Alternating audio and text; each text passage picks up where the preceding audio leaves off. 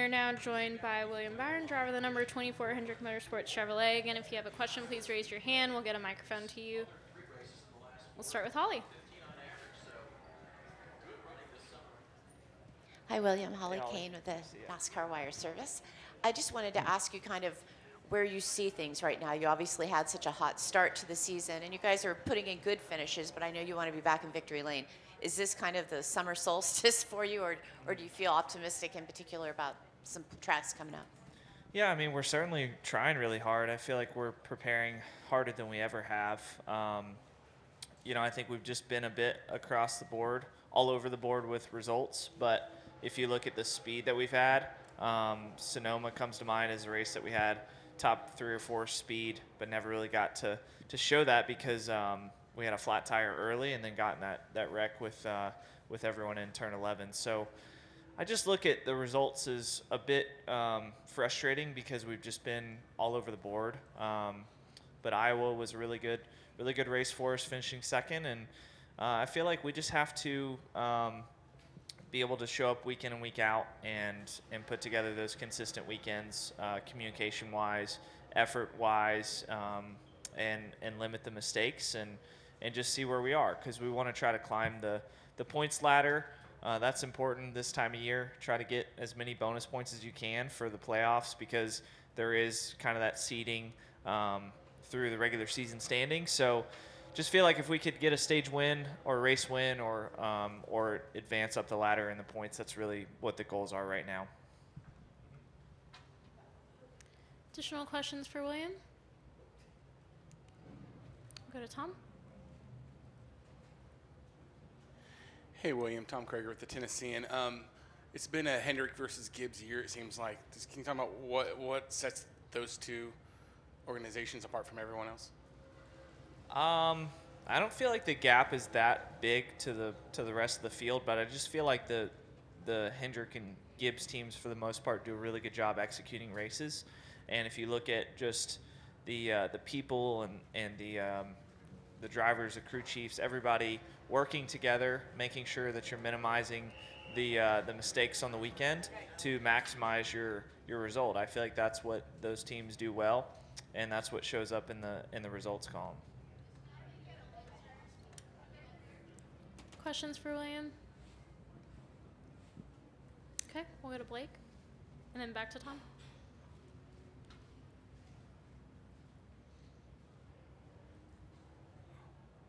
William, Hendrick just re-signed with Valvoline to extend that long-time partnership.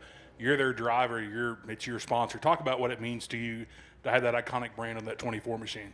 Yeah, it means a ton because, for me as growing up a race fan, Valvoline was just one of those sponsors in racing that was iconic, and you would always associate with good teams and good drivers. So very proud to have their colors on the car for 8 races this year, and then 6 for the following years coming up. So just it means a lot to me because it shows me that our team is doing the right things, and companies like Valvoline are able to come on board and support a race team like ours is pretty cool.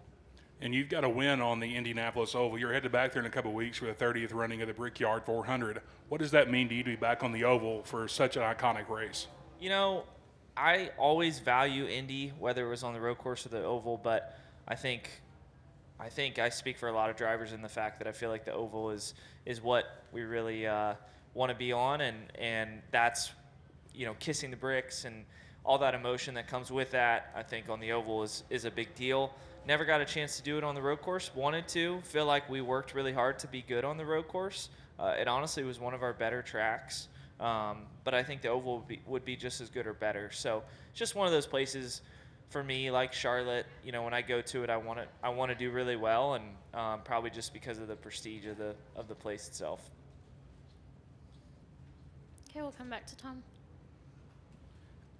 William, the heat this weekend, maybe the first real hot weekend. How do you get ready for it? What's it going to do to the track? How is this race different than maybe the last several? Yeah, it's just a lot of preparation during the week. I'm sure everyone trains a little differently, but just hydrating, training, all the things that you feel like your body needs to do better, and that's what really kind of is on display this weekend. So it'll be a true test for all of us. I think the weather kind of backs off a little bit tomorrow, so it won't be as bad as today, but certainly, you have to do a good job internally to manage that stress and make sure that you're able to make good decisions through the heat and everything. We'll go to Chris and then to Reed. Reed Spencer with NASCAR Wire Service. After Brickyard, you're going to have 21 days between Cup races. What do you plan to do with yourself then? And are you going to pay attention to the Olympics? And if so, any particular sports that catch your fancy? Yeah, I have a trip planned with my family, so that'll be fun. I'm looking forward to that. But other than that, just try to really reset, but also it's a chance to work and get better for the home stretch there. So definitely going to take that time to reset mentally, recharge, but still, kind of work on the physical side and also the mental side to make sure that we're ready and anything that our team, needs to do a better job of collectively, I think we'll talk about during those weeks and just try to come up with a good plan. Because, then you go into the home stretch where it's all about, that's what matters, right? Everyone knows that the playoffs and the end of the season is what we all race for. So I think we'll go into those weeks trying to prepare for that. And will you pay attention to the Olympics? Yeah, for sure. I love swimming, so I'll watch a lot of the swimming and definitely pay attention to that and maybe some of the other sports as well.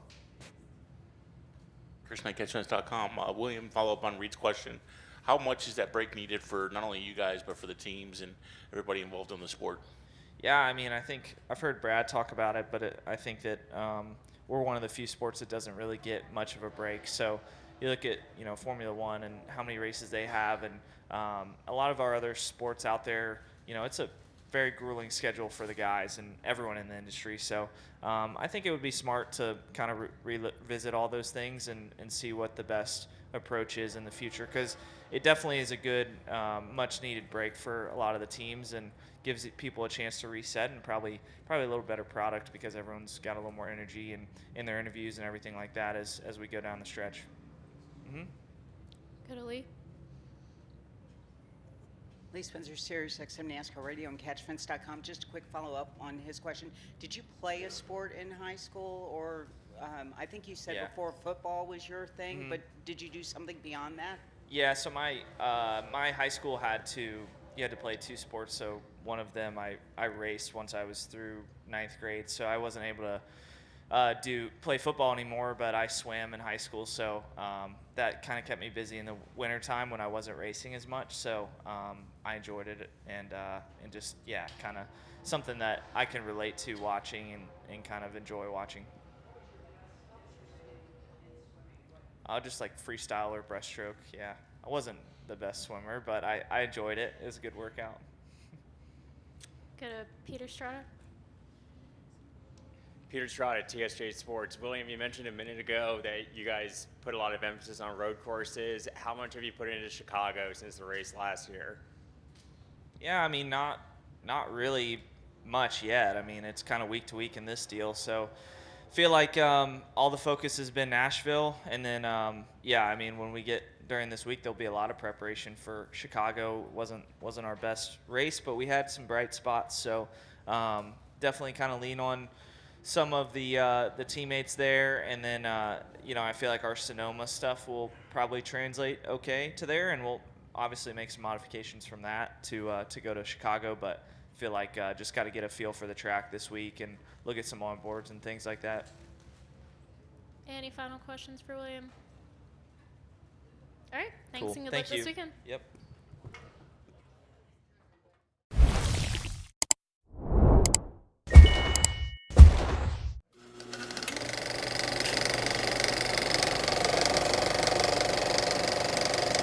All right, there's the checkered flag. Great job, driver.